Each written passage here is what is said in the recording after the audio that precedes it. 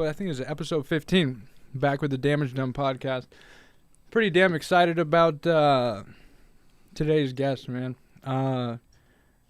Most people here know the 2 episodes we did with one subject, and the way we cross paths with today's guest is through that video, and I'm pretty happy about that. He has quite a I'll call it an interesting following. Some loyal supporters. Didn't always say the nicest things about me or you. Yeah, but, they didn't. But Mitch has always been nice and kind and fair and just very straight. So we have Mitch Smiley, Hard Intentions here, man. Thank you for being here. Thanks for having me, guys. You guys got a cool channel. I like it, and you guys doing a good job. We're trying, man, and that's what we discussed. It's just like, and I think it's I don't know. It's good for people to know. Just you may not like our guest, but doesn't mean we can't like each other, right? And I think that goes. There's I don't know. I have that in friendships in my life. Certain people I like, other people may not like, but we're doing what we're doing, and. Right. Obviously the big elephant in the room that everyone wants to talk about, because you had your videos that did well, and we have our episodes with Mike. We can address that if we want, but just to let everyone know, because there's going to be a lot of people clamoring for like this debate. This is the Mitch Smiley episode, Hard Intentions, because I'm sure, as most of your followers know, but I'm saying this for the people that are now following us, they don't know you. And as we said at the second Mike Thompson interview, like, this is not a prison channel. We're addicts. We're criminals in our own right. We're not saying we're Billy Badass fucking. We're not saying we're Billy Badasses, man. We could take on and we've done a hard time. We're not doing that. I fucked up my life pretty bad. I've devastated people I care about pretty badly. Created a lot of damage, right? And so like the whole damage done thing is some of the best people can make some of the biggest mistakes. You've made mistakes in your life, and you have value to add to society. And I think it's important to touch on that. I think I lost my train of thought on where I was going at first. I kind of got lost there. Do you want to add something? I start talking about Mike Thompson, and that's how I saw your channel actually. I've had a channel for over a year now, going on a year and a half actually. Wow, it's amazing. Yeah. But and the whole time I've had my channel, obviously I did 38 years in California State Prison. I got arrested when I was 17. I got out when I was 56. So I was in prison at that time when Mike Thompson was in prison, and I was in prisons where he was at, and people would ask me the whole time I've had my channel, do you know Mike Thompson? What about Mike Thompson? What about Mike Thompson? I was like, yeah. But I'd blow him off, because I didn't really want to talk about him. And then I saw all of a sudden, that he was out and that you guys did an interview with him. And so I had to do kind of a rebuttal video about it because, I know friends of mine that were in Tracy with him. Obviously, you saw the photographs I posted on my video about him. And I was in prisons where he was at. I know what he's about. I don't like him. For various reasons, and a lot of the stuff that he says in his interviews with you guys is bullshit, and I wanted to do a video and kind of set the record straight. Yeah. And I don't fault you guys for it, because you guys were not in prison for, maybe you're in a county jail or you did a little time here and there. You don't really know, what was going on in the 80s in prison and 90s and so I'm not saying that you're naive as people, but as far as him and his situation, you went in it kind of unaware of what he really is all about. And, I give you credit for doing the second interview and trying to, call him on some of the things that were untrue, Sure. So. And then one of the main things you talked about, you reminded me of my train of thought, because there's going to be some questions I might ask, and some of the comments on YouTube is like, I can't believe this guy Shane. I'm not Shane. I'm Mason. Shane over there said, "What's a fish?" granted, again, we're not a prison channel. There's a lot of everyday, let's call them everyday people. I don't know, man. People have never been to prison that watch this. They need to know for context. But I know what I said. What's a fish? Something like that. Yeah, like, I mean, look, we're not going to address every single comment that was that. No, but I'm bringing up that main point because throughout this interview, if we're asking for that, it's not because we don't know. It's just because there's other people. We were being mindful of other people. But one thing... Right. Well, part of it's also is like, I don't know the lineage of the Aryan Brotherhood because I don't need to know the lineage of the Aryan Brotherhood. It's not important to me. Yeah. What's important to me is to talk to somebody, people like Mitch and the other people that are close personal friends of mine that have done egregious things like murder, that have done things that have, become productive members of society. And I don't need to know the hierarchies of how the gang started and why it started. Like, it's cool to talk about, but that's not the meat and potatoes of the episode. Yeah. And I think Mitch knows that too, and that's one of the main things we spoke about, unbeknownst to a lot of the people in the comments. Again, we're just addressing that just for context, sure. Right? But I think, and correct me if I'm wrong, that's why you're also a part of why you're here. We're addressing this elephant in the room. Is you had a problem with the stories, but you never had an issue with what he's doing now, and that's the main thing we were talking about. Is everyone's redeemable, whether you believe he is or isn't. It's neither here nor there. We believe he is. We believe you are. We believe other criminals and convicts are. But is that fair to say that that was one of the main points you were driving home?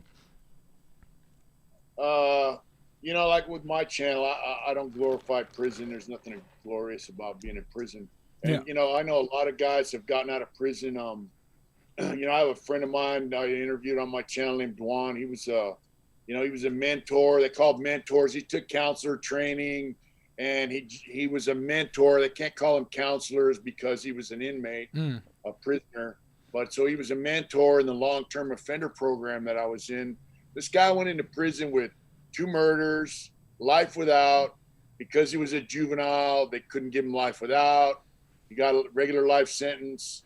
Bottom line, he's out now and he's working as a drug counselor and he's helping people and he's making amends to society by, helping people keep their life on track. And, I remember being in the classes with him and he's a black dude and he told me, man, you're just a white version of me, and it was funny. But guys get out of prison and do amazing things. Some people. And I think this is the shit that needs to be talked about, man, because everyone comes with the stigma. You've been in prison, and that you're just that. It's harder for you to get lines of credit. It's harder for you to get jobs. It's harder for people to take you serious, and I don't see it like that. That's not my experience. I might not look like your typical junkie or whatever. He might not look like, but like the fact is, we are, and because we've been where we've been with our addictions, we've met people like yourself that have been through some real shit. We have their respect just because whatever they like about us, and we see what type of people they are. And even if we reach a few thousand people, hundreds of thousands of people, one more person letting people know that, like, hey, regular society can look at people as convicts as regular people as they should. I think that's important. And so, is there anything we want to address about the elephant in the room before we get on to Mitch's story? No, I mean, something might come up and we'll talk about it. But yeah, let's go back to kind of... Yeah, because this is the Mitch episode, right? Yeah, exactly. What got you, what kind of landed you in prison? What type of life were you leading up until that point? And yeah, shed some clarity on that, and then we'll go from there. Well, I went to prison when I was 17, but I went to youth authority when I was like 13. I got out, I was 15 or so, and I went back for another year. I got out, I just turned 17. I got out, and I stayed out for about a year, a little shy of a year, and I got a murder. So let's talk about that. That's an important thing to. The thing is, the events leading up to that are, divorce, broken homes, foster parents, alcoholic parents, narcissistic parents, And so, when my mom divorced my stepdad, who had a heavy hand, it was like the boot was off my neck, and I started running the streets. And prior to that, I used to run around the neighborhood with my younger friends and guys in that were biker type guys, outlaw motorcycle riders. they were kind of our mentors. They were guys that we looked up to. They were guys that treated us with respect. Some of them were as old as my dad, and who was a real piece of shit, abusive, alcoholic, never had a good thing to say, right? Sure. So these guys in the neighborhood, they rode, motorcycles. Some of them were in bike clubs. Some of them weren't. They treated us good. And I grew up in a place in San Diego out in Lakeside that it had a lot of those type of guys. It was like bikers, cowboys, and Indians, because we had an Indian reservation right on the edge of town. So I went to school with all them guys. And so that's it was a rough and tumble area, and with a bad reputation, So Sure. Once I started, I've been to youth authority, and I got exposed to gangs and drugs and serious drugs and learning about that kind of shit. So, when I got out, now I can tell you, I was just a fucked up kid with a bad attitude and didn't know how to deal with his problems, Sure. But at the time, I was on my way to being an outlaw motherfucker with a motorcycle and a drug sack, Because that's who kind of showed you you found some, from what I'm gathering, you found a lot of acceptance in those types of people that are like your role models. You modeled your life after them. Sure. And so Sure. that's what you knew. And it's interesting because we've had quite a few people commit some serious crimes on here. And one of the common themes is always starts with seemingly like broken home. And it's like on a very like a young age, right? And they start going around their neighborhood, common thread, and they're finding love, acceptance, thrills in the people in their neighborhood. So this is similar to what's going on with you at this point, correct? Sure. That's seeming it's damning for a lot of people, and it sends you on a trajectory to now you're out of the youth authority and you're on your way to, what you say, being an outlaw motherfucker, outlaw badass. I think that was the word, man. And you're trying to, I don't know, what you're trying to live up to that, and this is what brings you to your most major crime. Yeah, I mean, when you're young and you're hanging out with guys who are in their mid to late 20s, early 30s, some of them in their early 40s, and they're telling you things. And I mean, I met guys that did time for murder that were on the streets. They're like, they did 5 to 14 years, depending on whether they had a first or second degree murder. And I thought, well, hell, I can do that. I'm young. If that's the worst crime I get busted for, I can handle that. You really thought that? When you're at 17, you're thinking I can do 5 to 14, no problem. Sure.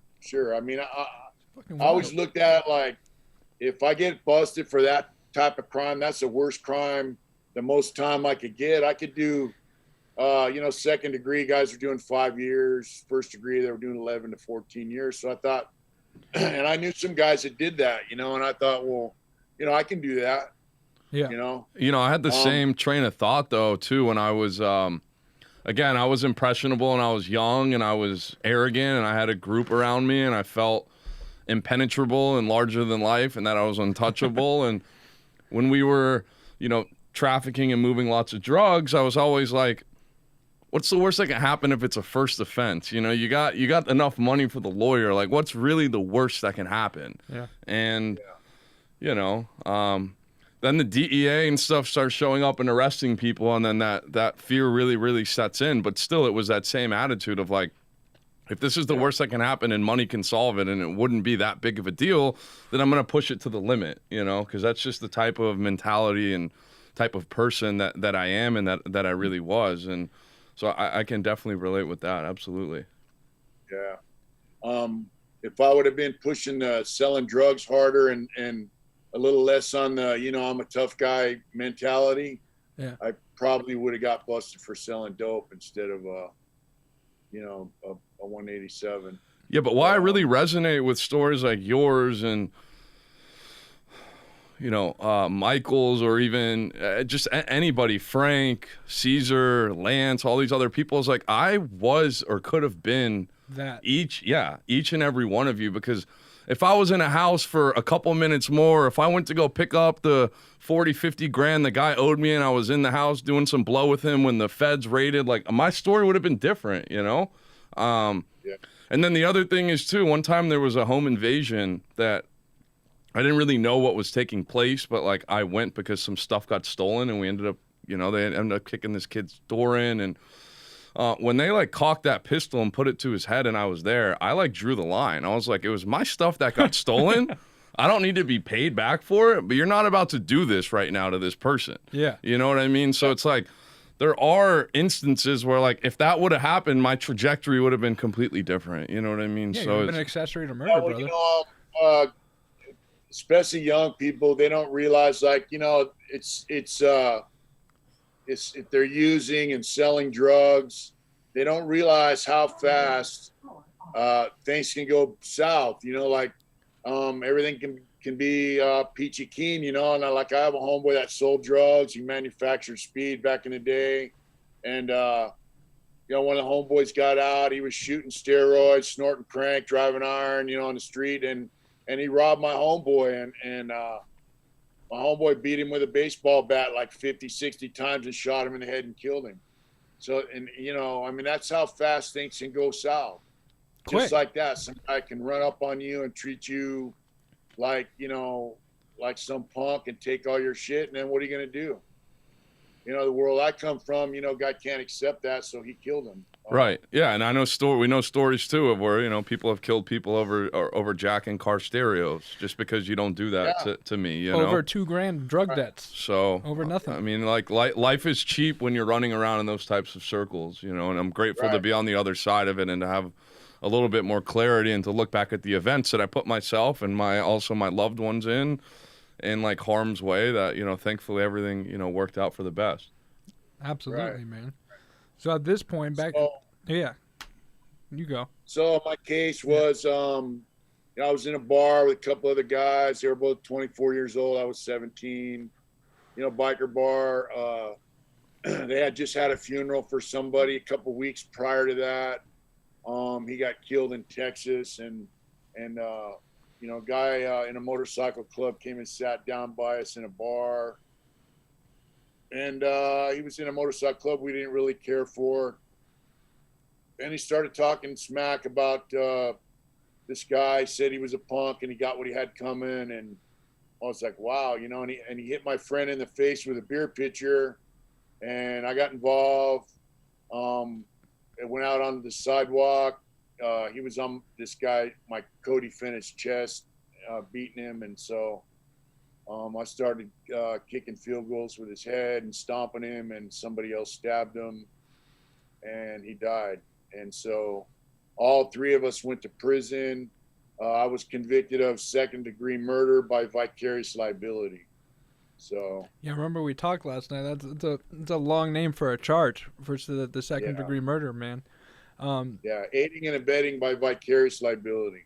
Yeah. And that, like you were saying, that could have been you at the situation. That could have been me in any situation where we're trying to be tough and young. So we don't like someone, stomp them out, do whatever, they end up dying. It's life changes quick. But at that point in time, so you ended up doing 38 years, but you didn't know you were doing obviously 38 years at first. So did the person die immediately there, or you found out after the fact that the person died? Well, you know, like, I wanted to stomp him out and take his patch, you know, and obviously I saw him, you know, he got stabbed, and so we split and ran out of the bar. But I knew immediately that he was going to die because he got stabbed in the neck, and you know, there was a lot of blood, and what were you feeling at that point in time? Because that kind of changed your mind. Your mindset was, I want to take his patch, keep stomping him out, and then you're like, it's time to bounce. Were you feeling some fear? I was going to prison, you know, and I thought, man, what the fuck, you know, who the fuck stabbed somebody in front of 10 eyewitnesses, you know? Yeah. You know, at the time I was young, and you know, I had kind of a callous heart. I've been to youth authority a couple times, and like I said, I grew up with kind of an asshole, violent stepdad, and you know. Fighting tough guy shit was kind of ingrained in me, and so, you know, you say, oh, you know, fuck him, he had it coming. You know, That was your mindset. You know, that was the mindset, and that's kind of what's expected of you to say, you know, at the time. But were you truly feeling that? Yeah, were there feelings of like anger or like frustration with somebody that obviously if you had 3 guys and they had 1, I mean, I've been in a lot of fights myself, and sometimes you get jumped and sometimes you do the jumping, but typically when you have 3-on-1, like you don't need a weapon, you know? Right. So why resort to that when, you know, I mean, I don't know. Were you feeling some sort of like, were you upset with the guy that stabbed him? I was upset about it, Yeah. you know, and but you couldn't act like that. You couldn't. We're not the best of friends anymore, you know. But yeah. That's another story. But yeah, I was upset, you know, and he was like, "Oh, you know, you're gonna go to youth authority," and I'm like, "Dude, I've been to youth authority twice. They're not taking me back." So I knew I was headed to prison. And when we got arrested, they offered one guy 2nd degree. They offered me and another guy a manslaughter. So 2nd degree was 15 to life. Manslaughter was 6 years. But it was like all 3 guys had to take the deal, or no one could take the deal unless they wanted to testify. And so was there a conversation that you 3 got together and talked about? Like, look, this is the deal. You stabbed him. Like, if we all agree to take this deal, I don't know what it was like, or you know, that's why I'm kind of asking for insight. Was it you had to testify against him? Obviously, the guy who was offered the 2nd degree, it's kind of hard to step up and take a deal that carries a life sentence. You know. Yeah. And so he didn't want to take the deal, so it kind of he wanted to go to trial. Kind of fucked the other 2. So we went to trial, and we got found guilty, and we all got 15 to life, and then he got an extra year for personal use of a weapon during the commission of a crime. So, you know. What's that experience like, man? Sitting through trial at you're 17, maybe going on 18. I don't know how long you were down before you got sentenced, but were you at any point like regretting that lifestyle, or you were just hardened at that time? You just had that mentality, like this is my life. You know, I didn't really regret the lifestyle I was living. I just kind of regretted, you know, I only knew my crime partners for about 2 months. No shit. So it's not like we were the best of friends, but you know, it's like I bit into the lifestyle. I signed up for the thing, and so you know, it's time to ride it out. You know, when you get on the ride, you don't know which direction it's going to take you. You know, and unfortunately, it took me in a direction I didn't like. But you know, there's no way out. There's no, you know, my lawyer came at me and he said, "Hey, after the manslaughter," he says, "you know, they offer you assault with a deadly weapon if you testify." And I said, "Man, fuck that," you know. And then Then he came at me like a month later, and he goes, "If you agree to testify, they'll let you go home tonight." And I told him, "I'm not fucking taking no deals, you know." And he goes, "Well, they want to make a rat out of you, or they want to send you to prison." I said, "Then I guess I'm going to prison," you know. What a fucking decision to make at 18 years old? Yeah, I turned 18 in the county jail. Yeah. So you became adult there, and you're just like, "Hey, this is just not what I'm doing." And you just. Yeah. Where were you first sent? Like what? I went to Chino and then San Quentin. What was your feeling when you arrived at Chino? I mean, I know you were in, you know, youth authority before, but it's different walking into somewhere like that, right?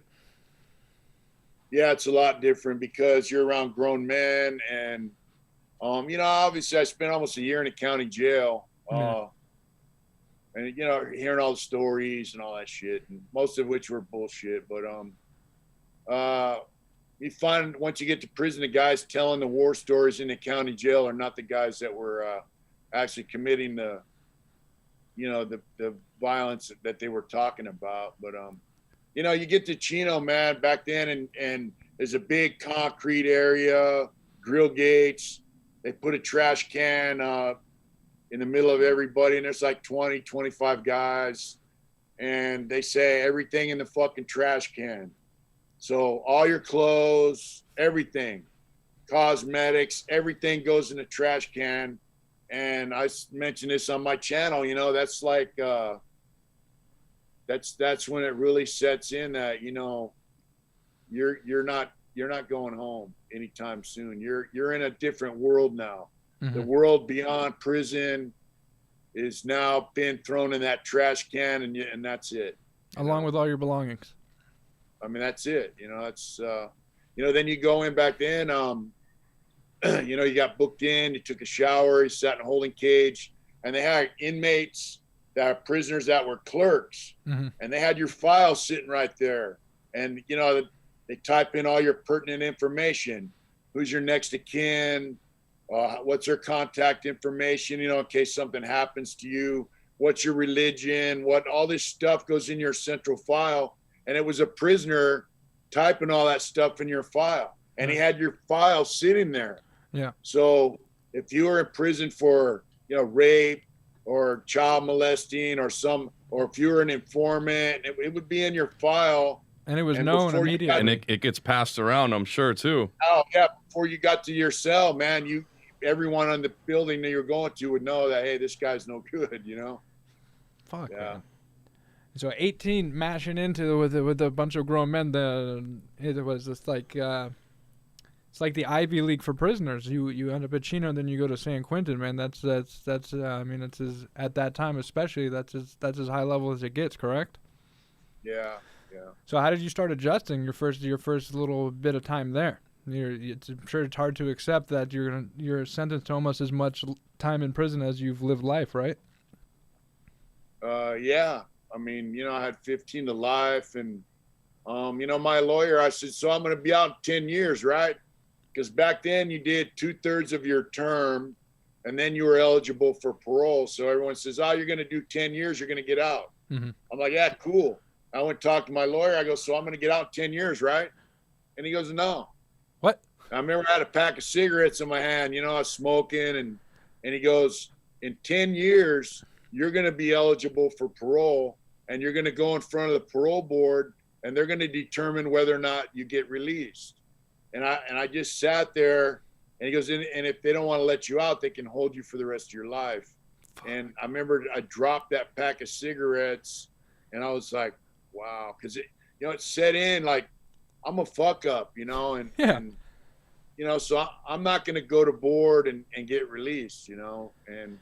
Oh, because you knew based on the way you operate in the world that you're going to probably be doing some wild stuff that's not going to be considered good behavior. Yeah, and like I said, a lot of the guys I was in youth authority with, they were already in prison.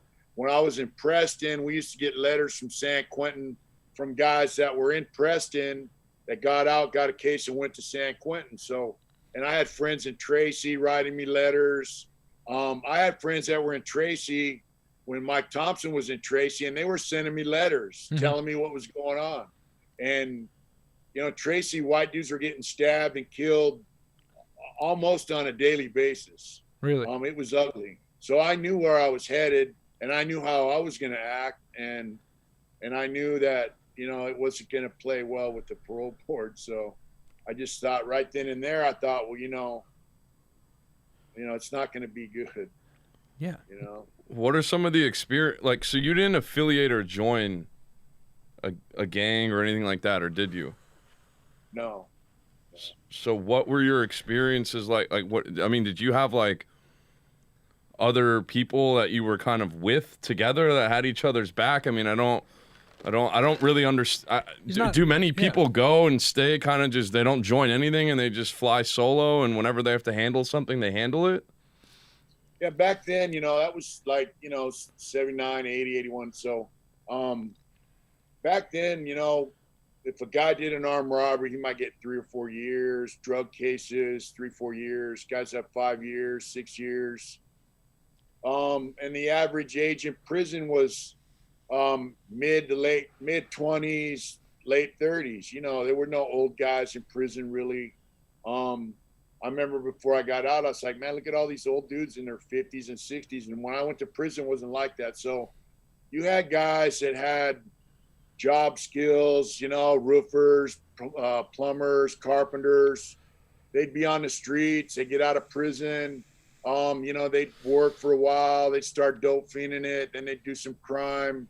Then they'd come back and they'd get out, and they'd stay out for 3 to 5 years and they'd come back. Mm-hmm. So, they were just regular dudes that were criminals.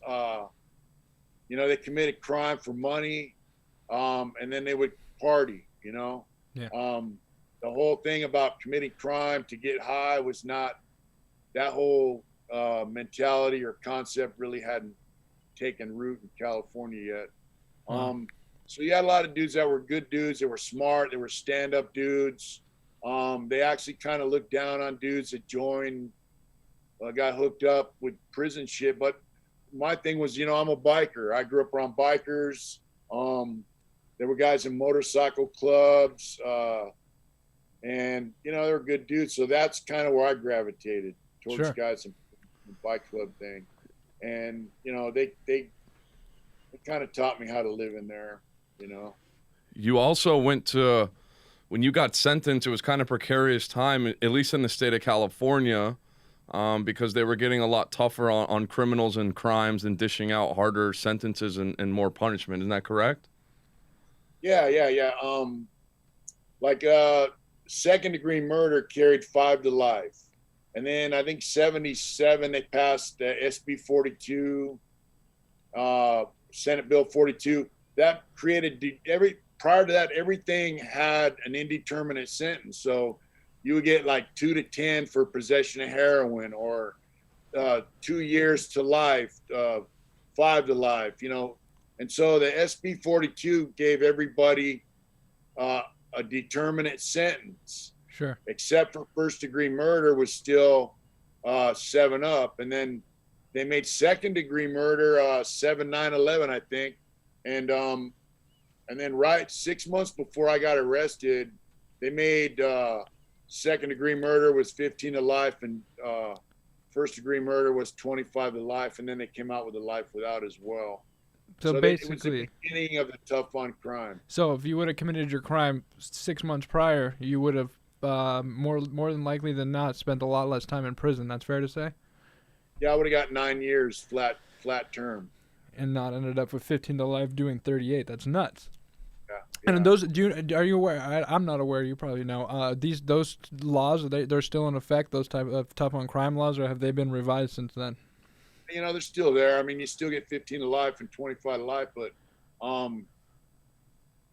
you know, I remember I went to CMF Vacaville to do some lifer programs, and we're on the 3rd tier. And these guys, you know, one of my friends, he was from Oakland. Older guy, he got busted in 1970, and we were looking out the window watching them build Solano Prison. And he goes, "Hey man, this guy's older than me, you know, he was kind of you know, he was a mentor to me. I liked him, he's a friend of mine, but he goes, 'Hey, the party's over.' I go, 'What do you mean?' He goes, 'You see that over there?' I go, 'Yeah.' He goes, 'It's over.' And that was the beginning of the end as far as prison went, you know. Really? Yeah, that was one of the first new prisons they built, was Solano, and they used all the new prisons to gain like almost total control of the system, you know. And what do you mean? What was he referring to when he said the party's over? Party's over. Literally. You know, like back then we used to sell dope for cash. You could walk out to the visitor room with, you know, wad of $100 bills and drop them on your old lady's lap. Yeah. Not with that new technology and new prisons, I guess. Well, now they strip you out before you go out. Right.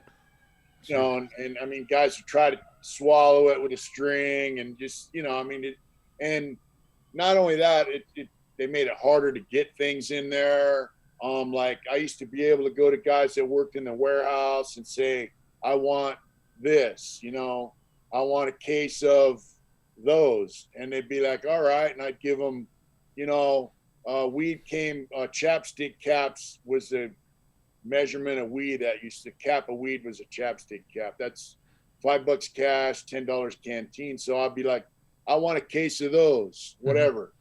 Or I want a new pair of those shoes coming in, and it'd be like, "All right, give me 3 or 4 caps of weed." Yeah. You know, it's a lot of bartering. You know, like it was my job to get food, you know, because that's what I did. So we had the food manager's clerk sewed up. Yeah. He was a military guy, he had a life sentence. The food manager was a military guy, but he was an alcoholic and he liked to sleep. So he let my friend Randy run the kitchen. So I could go to the food manager's clerk, walk into the diet kitchen, fill up a sack of food, whatever I wanted, and walk out and take it home. Fuck. You know. And so that prison, I mean, that's when you meant the party's over. So that way of operating, when that was done with those new type of prisons, correct?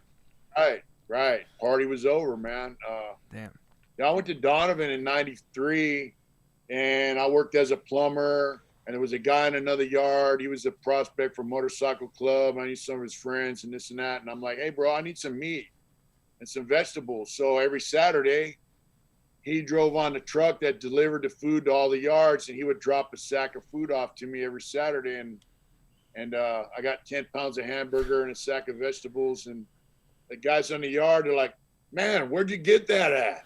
I mean, it just blew their mind that I had that. And I was like, where the fuck you guys been? You know, because I had an old school mentality, and these guys are new, never been to an old prison. Sure. You know, I was like, who the fuck taught you guys how to do time? You know. Well, not you. Mitch was the food plug, man. He was the food plug, yeah. The godfather of the barter system, man. Everybody did that back in the day, you know. Sure, man. So, still backing up a bit before you got super skilled in that. I know Shane touched on who you were associating with and whatnot. You're in prison for 38 years, so I'm going to make an assumption, say you're exposed to some violence, right? How long would you say it took you to get exposed to violence? Was it pretty immediate? Because you were saying it was a kind of a rough time, especially being a white inmate. Was that something that was immediate, where it's like immediate survival, fighting for your life? I got a stabbing like 2 or 3 weeks when I was in Chino, and I went to the hole. But within a year, I seen my first murder. You know, I seen a guy get killed. What was that like for you, man? You know, when you see the dude laying there dead, you know, it's like, wow, you know. Of course, you have your exterior. You know, I remember this guy told me, hey, I bet you bacon and eggs on Sunday, that guy's dead. And I'm like, no bet, you know. Guys are cracking jokes about the guy laying there dead. You know, the guy's 24 years old. He had a wife, kids. You know, guys are laughing because he came down from another prison and he had a kite with him. And the kite that he delivered to somebody without reading was his own hit. He delivered a kite that said to kill him, and they killed him. And so guys are joking about that shit. But you know, when you're in your cell reflecting on that, it's like, hey, that dude's dead, you know, and that could be me someday laying there, you know, and you also realize, you know, how little people really care about other people in prison, you know. It's a hard thing to come to terms with, I'm sure. I mean, you said something of the exterior when you're joking with the boys or whatever out in the yard. That's one thing, but what you said is important. When you're reflecting there at night, when you're alone with your thoughts, that's probably when it gets pretty deep. When you're with yourself. There's no exterior. It's you on the interior, right? That was a tough pill to swallow, right? It's like, damn, someone can joke about my life like that. Yeah, I mean, and you see, you know, like, you know, I've seen guys die later on too, but and guys, you know, I mean, I saw a guy swallow 8 ball of crank and it busted in his stomach and he died. And guys are like, they were pissed off, like saying, "Oh man, some of that fucking dope was mine." You know, I mean, I'm like, hey, dude, that guy's dead, man. And you know, they're just mad because they didn't get their cut. You know, their issue. Yeah. You know, and you realize early on. I realized how cheap life is in prison and how little you actually care, other people actually care about other people. And, you know, I gravitated towards guys that ride motorcycles on the street, guys that were in bike clubs. And, you know, our thing has always been, you know, we want to get out, we want to be free. That's the whole biker thing, is freedom. You know, we want to ride motorcycles, be free, you know, brotherhood kind of mentality. And even though I wasn't a member of motorcycle club, I gravitated towards them guys. And you know, I felt like those were the only people that had any concern for me. Sure, especially since a young age, as you said, man. You weren't getting that love from your family, so you were conditioned even from a young age, and then throughout prison, that's who you're with. So that's where you found that love and acceptance. Correct? Yeah, but the thing is, when you see guys getting hooked up in prison and different organizations or whatnot, yeah, and they walk around like, you know, they're the cock of the walk, you know. Next thing you know, their friends are stabbing them. Their own friends. They didn't get a paper of dope or whatever. And then the guys I'm hanging out with, they're like, hey, that shit's not cool, you know? And you know, like one of my friends, he's an older guy. He goes, look, I never ask anybody to do something I won't do myself. And I actually saw that come to fruition, you know. Somebody didn't handle something that needed to be done, and he went out and took care of it himself. But, you know, but these are guys, like I say, hey, look, man, I want to stab this motherfucker for this reason, because I felt like the guy was a threat to me. And they'd say, hey, look, you don't need to do that. You know, if I thought that guy was going to do something to you, I'd go stab him myself. Don't worry about it. And that's a common type of thing. People feel threatened, so they try to they put a hit on someone just because they feel they're in a position of power. So we're just going to end someone's life. Like it's kind of like a kind of a chess game to them. Well, if you feel threatened, you know, then you you know, you got to do what you got to do to stay alive. You know. Yeah, I mean, I know now. I mean, I've never been in that damn position. That's wild. And I can't imagine being in that position at a young age. And so you start becoming exposed to that pretty quick into your bid. Yeah. And was there a lot of? I mean, I know at the time you probably didn't recognize that, but looking back with knowing what you know now, were you operating in a place of fear, but it came out more like anger and bravado? Sometimes, yes. You know, it's a mixture of fear and ego, and you know,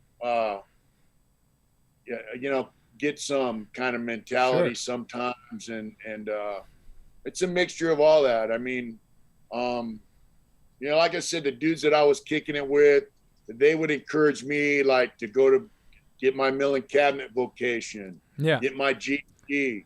One of my friends worked in a hobby shop.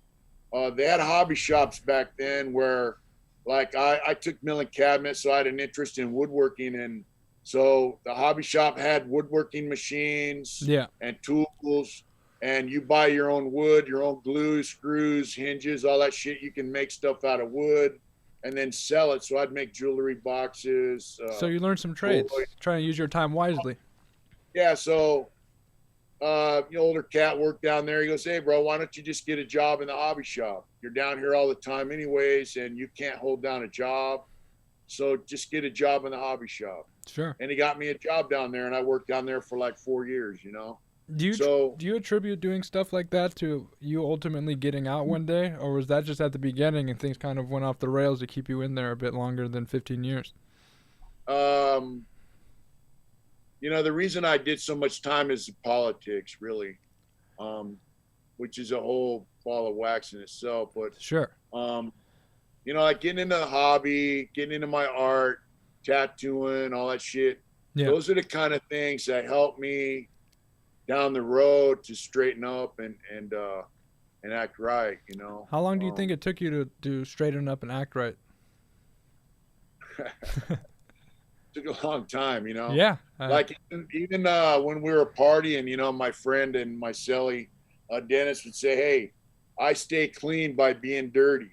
I was like, what do you mean? Yeah. He goes, if you got a pocket full of dope and you're walking down the hallway, you know, you're not going to tell some cop, hey, fuck you, because you're dirty. So in other words, you're going to act right because you're dirty. So I was programming. I stayed out of trouble. I didn't get any write-ups because, you know, I'd be walking out to the yard after coming off a fucking 3-week crank run and sleeping for 3 days. And I got a pocket full of crank and another pocket full of $100 bills, you know. So I'd be like, you know, cop standing there and it tells you, how you doing? You say, oh, all right. You know, I mean, you act right, you know. So I know. That's how it was when I was in treatment. I mean, that's the closest thing I can have to like comparison is like I can program wherever, But you better believe Yeah. I'm doing steroids and I'm drinking GHB and I'm smoking fentanyl and shooting heroin because Yeah.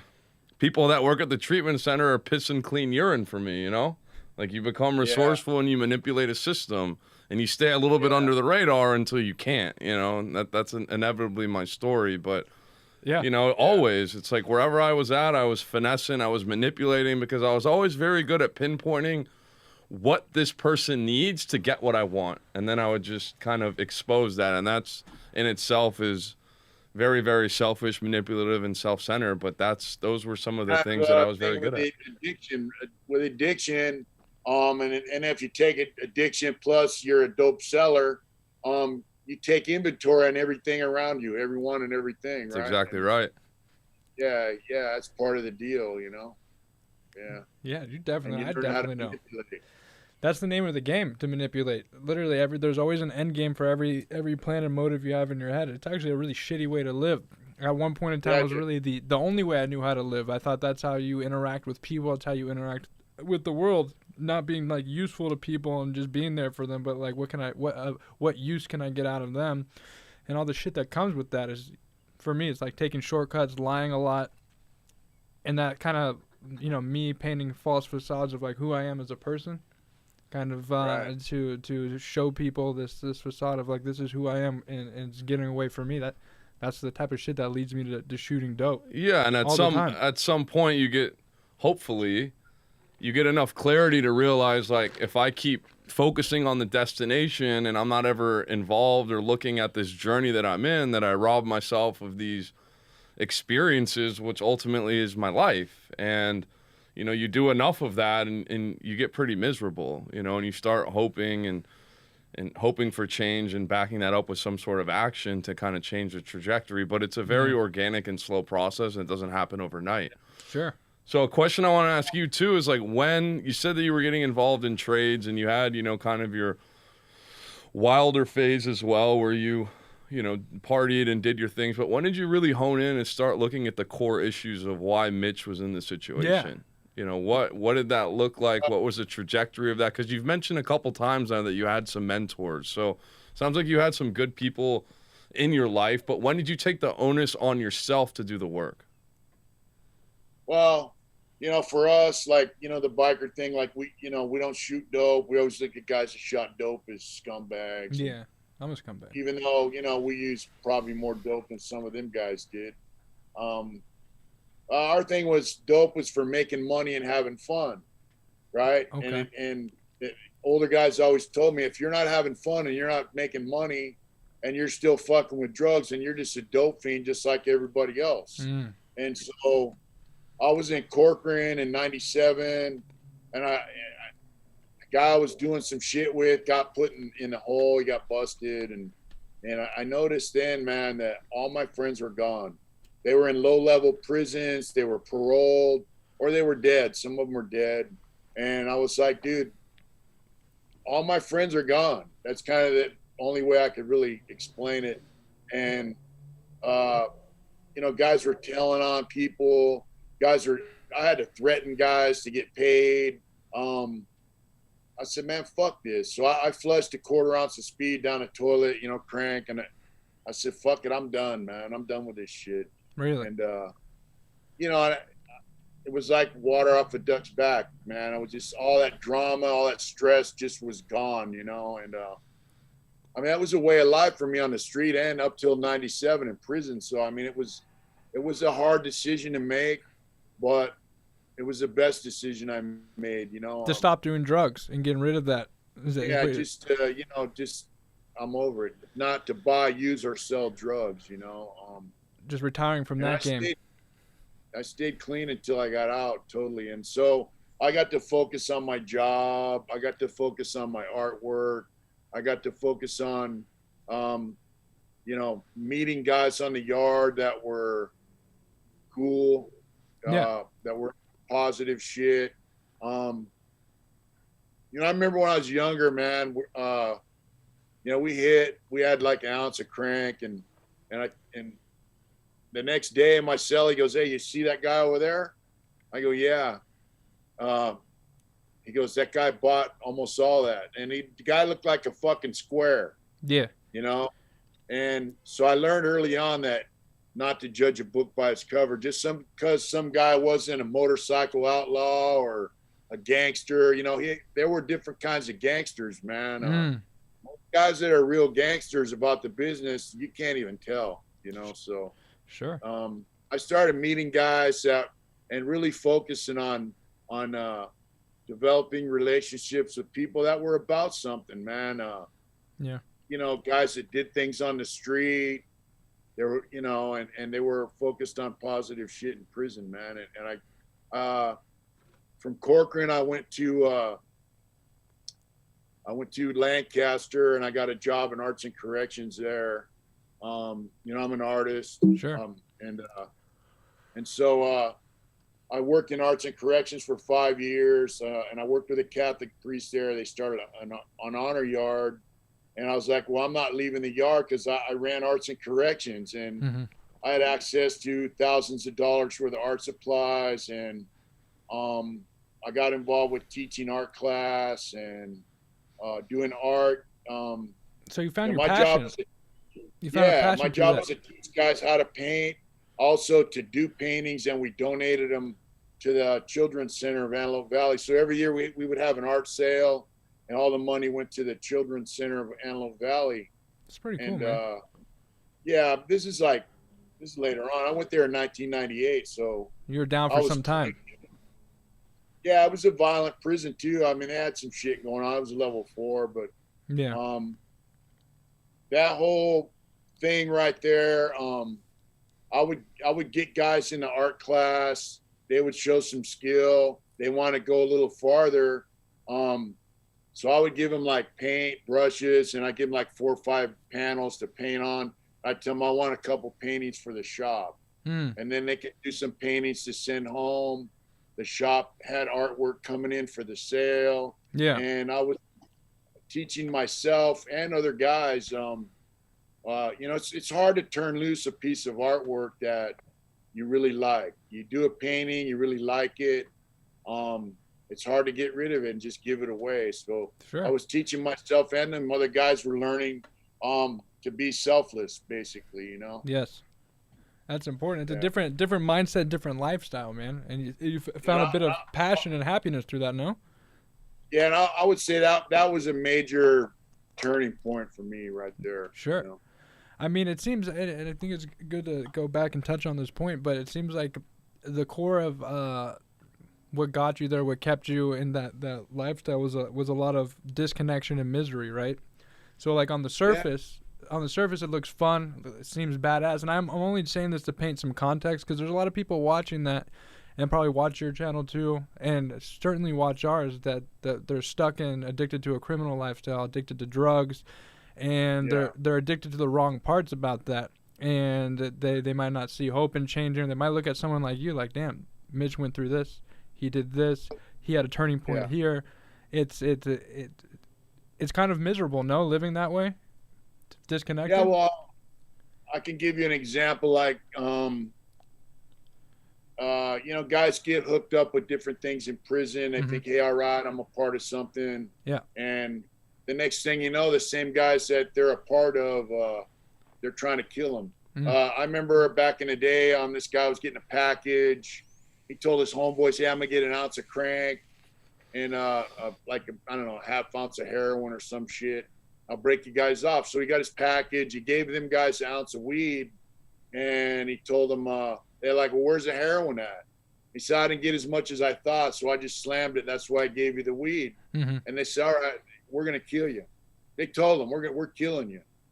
Shit. So he locked up. He went to another section of the prison, and he went to administrative segregation from the SHU. He was short to go home. And so they sent him a kite. It said, hey, we can't get to you, so we're gonna kill your family. He had a daughter and a wife on the street, and they had their address in the kite. So the dude hung himself and killed himself, you know. So I went from that to arts and corrections. I had everyone that worked in there prior to me would trade the art supplies off for drugs and shit because, you know, they had ink, all kinds of shit. That was their hustle. So my boss, the budget came around. I said, so how much money do we have? And she goes, she kind of hesitated. She goes, $1,800. I go, all right. So I spent it. And then we had our very first art sale while I was working there. And we made like $5,000, you know? Wow. And she was all excited. She goes, man, we've never made even $2,000. And it got all kinds of attention and all, you know, kudos for her. Yeah. And then the budget came around. I go, so how much is our budget this year? She goes, $8,000. Spend it all, right? And she just gave me carte blanche to spend all of it on whatever I wanted. No shit. And so the difference, and then you know, I started teaching art class and all that shit. A level 4 yard shut down at 3 o'clock. They let us stay in that art room until 5 o'clock, and we go straight to dinner and then go home. So we've been there all day painting with no staff. They just basically told me and my coworker, hey, you guys run this. Wow. You know, and that was in a level 4 prison. So, and for people that don't know, that's as like rough as it gets. Level 4. Yeah, level 1's the lowest, level 4 is the highest. So, Mitch, how did that make you feel? Man, it was just like night and day, man. It made me feel really good to have that trust, and not only that, the guys that came into the class, a lot of them had life without the possibility of parole. They really didn't have much of a future to look to. They got to come into class like, you know, 2 or 3 days a week.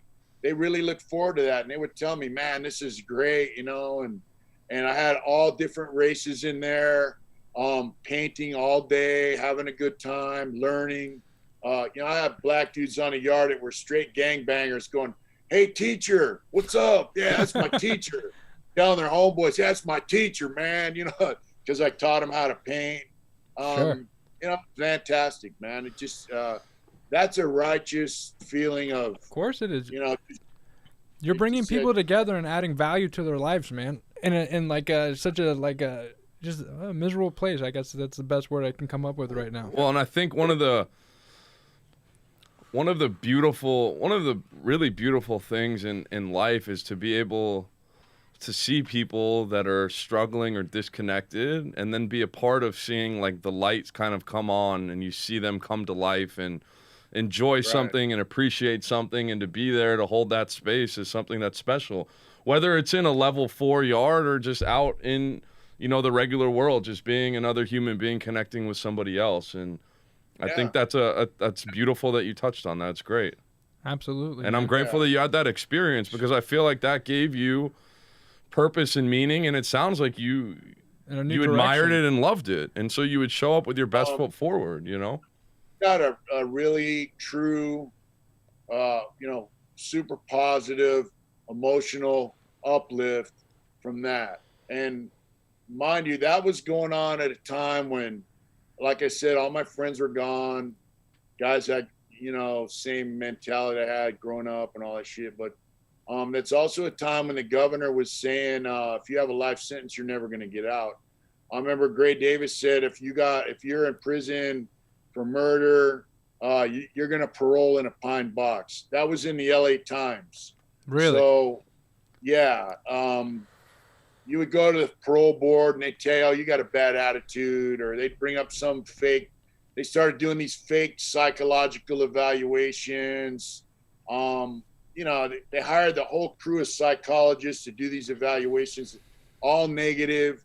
So I went from having positive to just the worst psych report you could ever have. So during that time, I just came to the grips with myself, and several of us did that. We're never going to get out. Sure. You know? That's a major thing I want to touch on with your experience, because obviously you're a free man now doing what you're doing now, and we're going to get to that as well.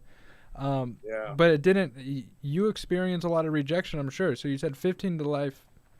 So you started going to parole and getting denied. You spent 38 years in prison, right? Right. What was the toll that took on you mentally for all those times you got rejected? What was that experience like for you internally?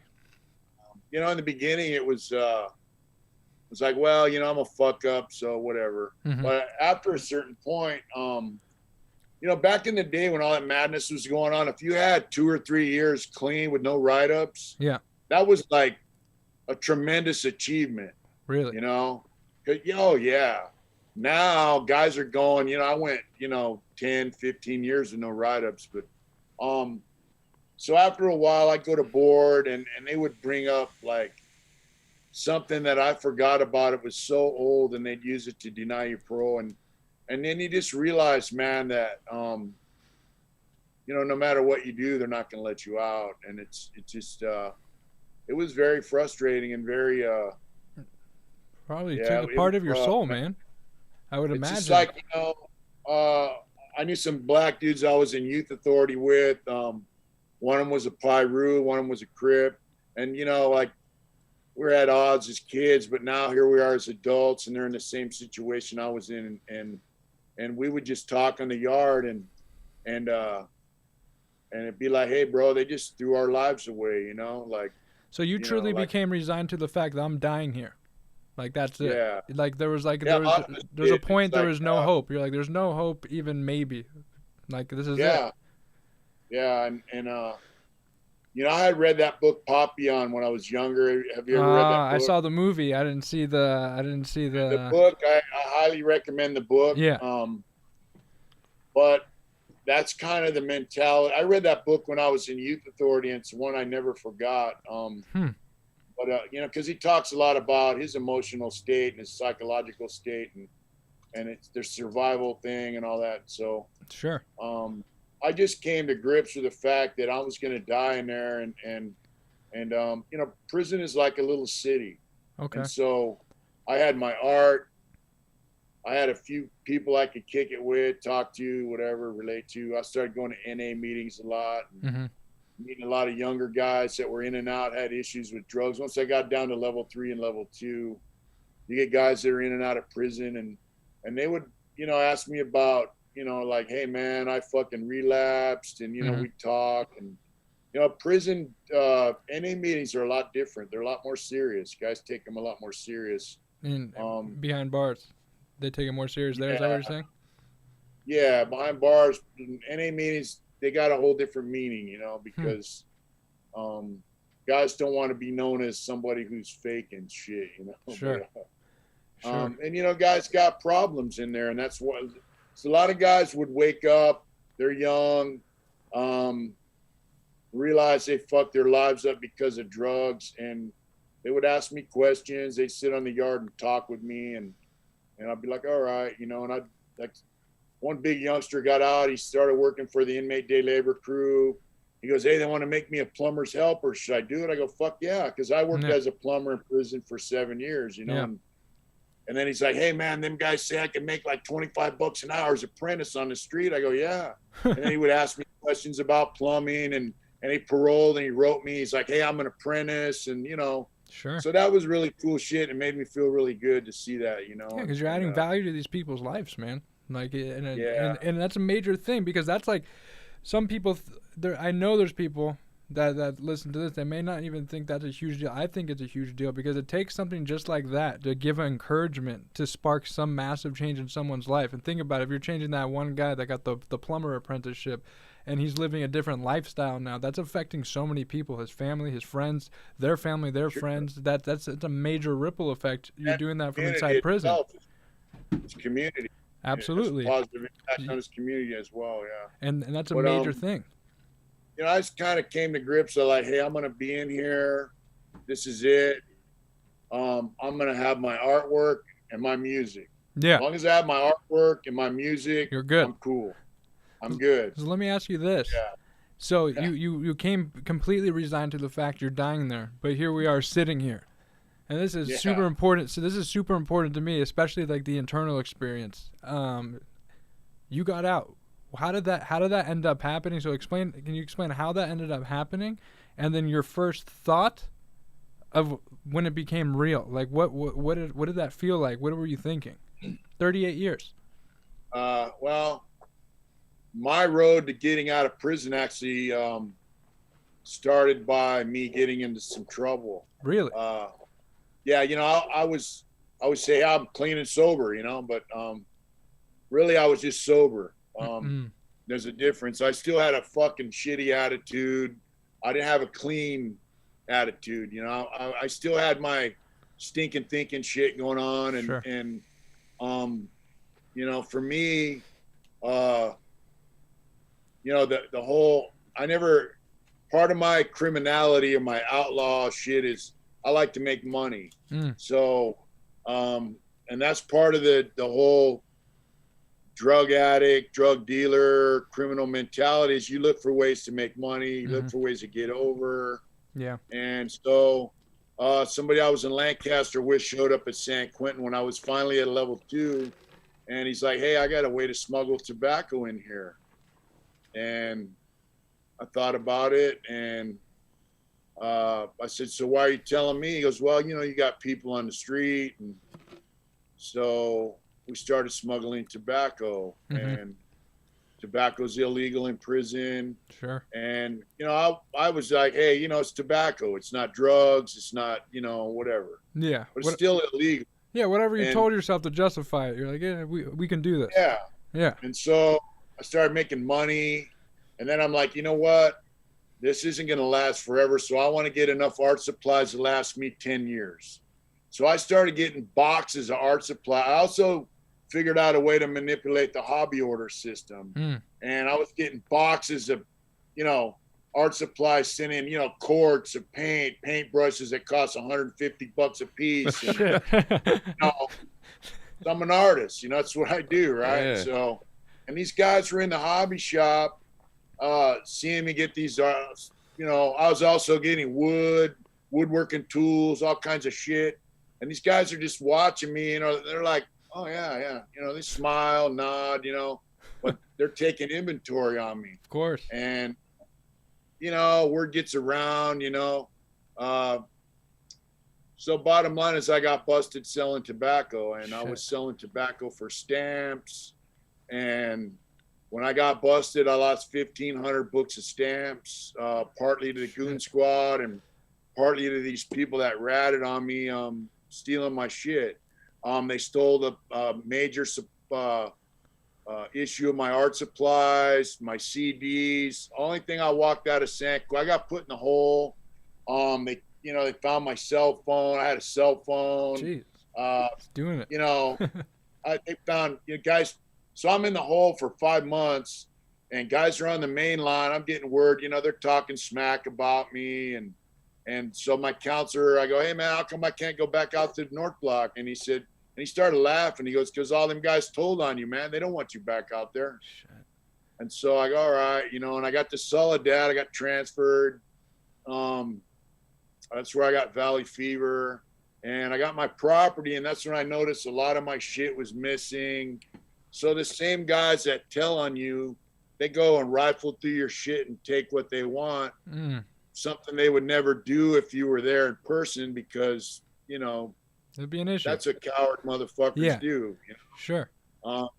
And I met someone on the yard that I known, and he goes, you know, Smiley, the reason you got wrapped up into that shit is you didn't turn yourself over 100% to your higher power. Damn. And you're sober, but you're not clean. And first I got mad at him, and then I thought, you know what, he's right. And I went and told him, hey, you're right, bro. Thank you, you know.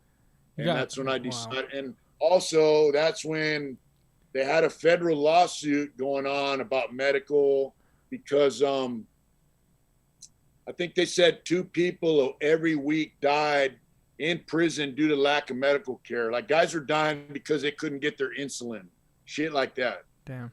So the federal courts created a 3-judge panel to force California to reduce its prison population. And Jerry Brown fought it. Finally, he had to comply. So guys started to get out. Lifers. You know, lifers. Yeah. They were letting out all these low-level guys. They were coming right back. Sure, but not they made lifers. a bunch of laws to let these, and they would just come back. So they started letting lifers out. And I go, you know what? So I said, I'm going to get a year denial for this write-up. I'm going to get 5-year denial. So I went to board in a year. I got a 5-year denial, and I just decided, hey, you know what? I'm going to get the fuck out of prison. Because you found you saw some hope because of what was going on. You knew what was going on. People were getting out. And I just decided, you know, fuck trying to be comfortable in prison. I'd rather be uncomfortable out on the streets if that's the case, you know. And So I just decided, that's what I'm going to do. And I started, there were guys that were a little smarter than me that were into the, I don't know what you call it, but they're into the programs, the self-help Yeah, program. like some 12-step Yeah, type of stuff. CGA or whatever. Yeah, whatever I didn't get program. into that, but yeah, stuff like that. Sure. And they started learning shit and then teaching other guys shit, and some of them would get found suitable and get out. And I'd take notes and I go to all the programs, and then I got sent to CMC West, and then they started a program on the East Yard called long-term offender program, and it was created by the Board of Prison Terms, which is now called the Board of Paroles. Parole hearing or some shit. Anyway, Sure. So they're like, white dudes aren't supposed to go to CMC East Yard, but you could be on the West Yard. Okay. But when you went to medical, you had to go over to East, and you're around them guys. So I'm like, oh, you're on the East Yard today for medical. On there, yeah. I go, you see them dudes over there? Yeah. How come you didn't jump on them? I clown them, Sure. If them white dudes over there are no good when you go over there for medical, why don't you jump on them? I became in my, as I got older, I became kind of a smart ass, because I know, nobody's really that tough, very few guys on the streets or in prison are really that tough. They'll parrot policies that tough guys put out there, like so-and-so said this, white dudes aren't supposed to do this, or white dudes aren't supposed to do that. So they started the long-term offender program on the East Yard, and I told them, white dudes, I'm going to go over there for that program. My mentality was this program was created by the Board of Prison Terms for guys going aboard. So I'm thinking, well, they want us to take this program to learn what they're teaching so they can let you out. Sure. Right. And so these guys are like, you're bullshitting, bro. You're not going over there. I go, yeah, I am. Then I say, I took the assessment to go to that program. Yeah. It's like a month later. Come on, bro. And then I go about a month later, I go, hey, I'm packing my shit right now. And I'm going over there right now. Yeah. So if you got a fucking problem with it, just go in the TV room and handle it. Oh, it's all good, bro. We know you're going over there for that program, And then like 6 months later, guys came over and they're like, yeah, as soon as you left the yard, you were no good piece of shit, So that's how prison is. Shit. Yeah, to your face, it's all good. Behind your back, you're a scumbag, it's whatever. all bad. Yeah, So I went and took the long-term offender program, and I finished it. A week later, I went in front of the Board of Prison Terms, and I got found suitable for parole. How'd you feel when that happened, man? What was that like? It's 38 years of prison. I actually had the same parole board member that Mike Thompson had, Mr. Randy Grounds. Really? So I guess he liked you both, huh? What he didn't say about that guy was that guy worked his way up to warden. He was a warden when I was at Soledad, and I think he was a Marine. He used to train ultimate fighting. So he was like a man's man kind of guy, Yeah. And my lawyer, I said, man, that dude's an asshole. And she goes, oh no, he's a great guy. And I'm like, man, everybody says that guy's a real prick, And she said, she goes, he's just like you guys. And I'm like, what do you mean? Yeah. And so she told me about his background, and she said, as long as your victim isn't a woman, a child, or a cop, you're all right. Just be straight with him. And that's what you were.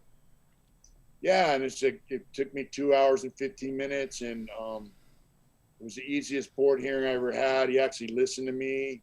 Oh shit! And it was overwhelming, man. I brought tears in my eyes. Of course it did. And after the hearing, he came out and he spoke with me, and he said, "Look, I could have denied you parole because of that riot for the tobacco." And I said, "I know." And of course, I had tears rolling down my eyes, and sure. And he goes, "Don't ever take the easy way out again." And I said, "I won't." And which is a hard thing for me because, like I said, I like money, And that's how you operated. Shortcuts, manipulation. It's hard to do without, when you're used to finding a way to make it illegally. And of course. And so he told me, "Hey, look, guys like you are our biggest asset. And I was like, wow, I'm thinking, what the hell does that mean? And he goes, you got a story to tell, and I want you to tell it. And whenever you're able to come back in these prisons, I want you to come back in here and tell your story. And so that's kind of what I do on YouTube. Or do something like this, man. That's, again, we started off this episode talking about the importance of talking like that. So the initial thing was you had tears going down your eyes. How long did it take you after you found suitable to get released? 122 days. Were those the longest 122 days of your life, or was it pretty easy Not going? really, because I figured they were going to let me out. I did all the right shit. And, what's funny is I took that program and I studied and I studied and I studied. And I was like, man, I used to tell guys on the yard, man, I don't know if they're going to let me out. Yeah. I don't know, And guys are like, dude, you got it. And so I went into the board hearing thinking, they were going to question me about the program, and they didn't ask me one question about the program. No shit. But they did ask me questions that I could tell later on that they know that you got something from the program by the way you answered the questions, Well, and I think also people can see a change in you or me or anybody quicker than we can realize the change has occurred. And it's through your body language and your energy and the way that you sit and your demeanor. So, and we're also the worst and hardest critics of ourselves, always. At least I am, speaking from my own experience. So, I think that's a beautiful story. Absolutely. So what happened when you got out? 38 years, you're living in a different world. And like they called me in Friday. That's a long story, but the guy I thought was my real dad actually wrote the prison and said, they called me, hey, this guy doesn't want any contact with you. I thought this guy was my natural father, Wasn't the case. He split when I was a year and a half old. And shit. Anyways, I'm like, wow, whatever. So they called me in, told me that, and then they go, you're going home next Friday. I'm like, wow, okay. So that was on a Friday. And then Sunday, I'll go to mass and come back to the yard, and they had a fucking riot on the yard. And your last Sunday, did you have to partake? Yeah, the last Sunday I was there. 7 or 8 dudes got stabbed. It was a race riot. It was ugly. Did you think you weren't going to go home because of the riot? I almost didn't go home because they locked everyone up that was on the yard. Everyone. Guys that were on the phone, they'd put them in the hole. Fuck. Fortunately, some lieutenant, listened to my story. I'm like, hey, dude, I was just on the yard. I'm going home. I was actually on the way to the building. Mm-hmm. And I saw some of my building officers from when I was in the dorm living. Sure. And bottom line that, me and 2 other guys, this lieutenant came back and said, who was with you? And I said, these 2 guys right here.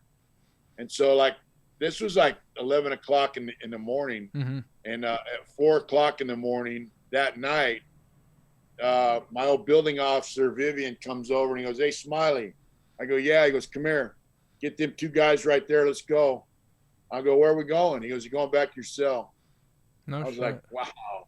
And we were the only guys that went back to our cells. So, wow.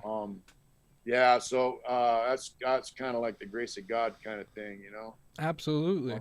I'm gonna steal this line from someone, but you went into prison during a time with the Brady Bunch, and you came out during a time with the Kardashians. Man, you came out to a different world, right? Yeah. How long did it take you to adjust to some shit like that? You still adjusting?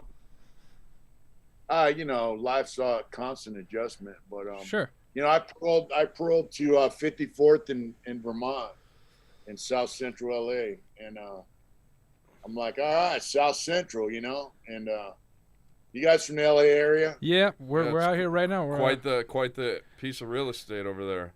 He's been so you know that. Yeah. Well, and, I went with Sister Teresa. Actually, I didn't have anywhere to go. I had to go to transitional housing. Of course. I got a hold of this guy, Steve, that I knew in prison. He was at the Francisco homes that's ran by Sister Teresa, a Catholic nun. And he talked to her and got me a spot. And I was just like, I was like a professional spectator, man. It was fantastic, wow.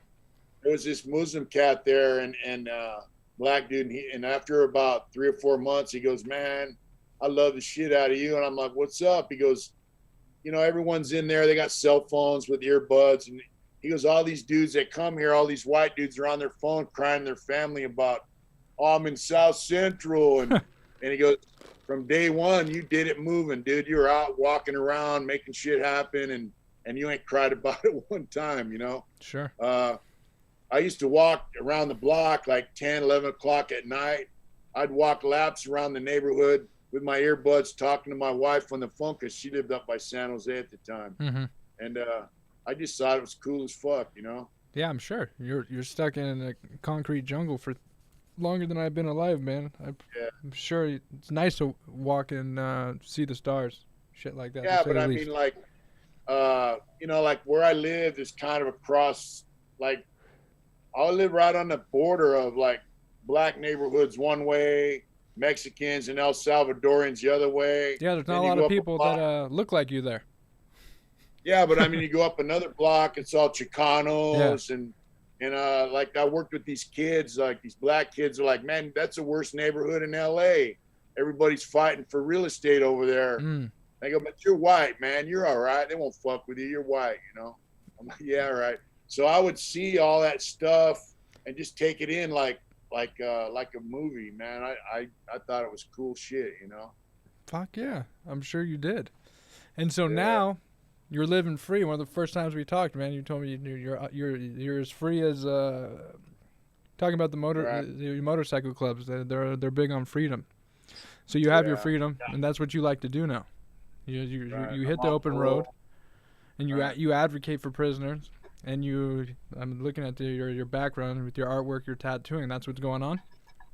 Yeah, I moved up here to the mountains with my wife. I was in prison. We got divorced because I didn't figure I was ever getting out. Mm-hmm. And so we got remarried. We go to a little Russian Orthodox church up here. Met some really nice people. Her parents live next door. I got a motorcycle, and I started my t-shirt business. So we sell t-shirts, artwork, hats, all that kind of shit. And where do they find your t-shirts? What's that? So where can they find your work and your t-shirts? Where can they buy your merchandise? Hardintentions.com. That you remember you have to file taxes for that now, man. You're still learning new things, right? Making some moves. Yeah. Last couple of days we paid our sales tax, and then we got a phone call like, "You didn't file a tax return." I'm like, "Yeah, we did." I go, "My wife does that shit." Yeah. She goes, "You didn't file a tax return on your sales tax." Yeah, I'm like, "What is that? Separate from She's like, "Yeah, that's separate." Still learning new shit, man. I feel you. So I gotta know. Let's to close it out, man. Parting message again, because your people hang on to what you say. And some of them might be stuck in that lifestyle. What would be your parting advice to them, just to have that shift in perspective in life that you've certainly had? Well, my wife has a good job, fortunately, and she's like, "Hey, look, I'll be 60 years old next month," and she's like, "You did 38 years in prison." She wants me to focus on my art, tattooing, all that shit. And I'm like, I always had a job in prison.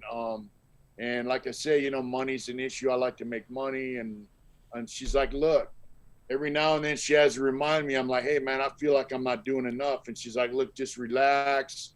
I got you. Things are good. Yeah. You don't have to fucking sweat, So I'm starting to realize, man, like I told her, "Look, I'm going to trust you on this shit." She's my other half. So, look, everybody's got family, friends of some kind. If you're young, man, and you're in the mix because you feel like people don't give a fuck about you, and that's, there's a good chance that you're mistaken. Sometimes, like one of my subs, he's a Mexican guy, lives down in Bakersfield. He said when he grew up, man, in his household, there was no crying. No crying allowed, be a man, tough guy, so a lot of times youngsters feel like, their parents don't give a shit about them, and they find the love out in the street. But really, there's people in your family 9 times out of 10, man, that do love you, do care about you. And if you can express, you know, what you're thinking and what you're feeling to them, they'll help you out. They'll have your back. You know, the guys that are doing dirt with you, you know, go commit a crime and get busted with them, and you'll find out how fast they got your back. You know, most of the time they're going to sell you out before you can sell them out. Sure. I mean, that's how it is now. I mean, there's no, you know. It's the way it goes. I mean, there's places like, you know, like Father Greg Boyle down there at Homeboy Industries. Sure. He helps the youngsters, man, that in LA. They have that. He'll help you find your way. 5 Keys is a charter school out there in East LA. They gave me a job as a pit stop monitor when I got out. Wow. It's the biggest charter school in the country, I think. And they'll help you. There's places that will help you, especially in LA, man. Of course. If you're thinking that maybe you want to find a different way, there's a lot of people, man, that will help you. And it's okay to live that other way too, because they don't know anything different. They're finding that acceptance in people that's telling them that this is the only way. And you clearly learned the hard way. You spent 38 years with that experience, and now you're spending all this time living differently. So, you know, coming from you, I think that carries weight. You look at Homeboy Industries, man, and you look at some of them guys that are there. Them guys aren't punks, you know, and they're old veteranos with tattoos all over them. Yeah. They've been there, done that, and now they're wearing, you know, fancy clothes, living a good life, and they're not doing the dirt. Them guys aren't punks, man. They just realize that there's a better way to live, and it's a lot easier.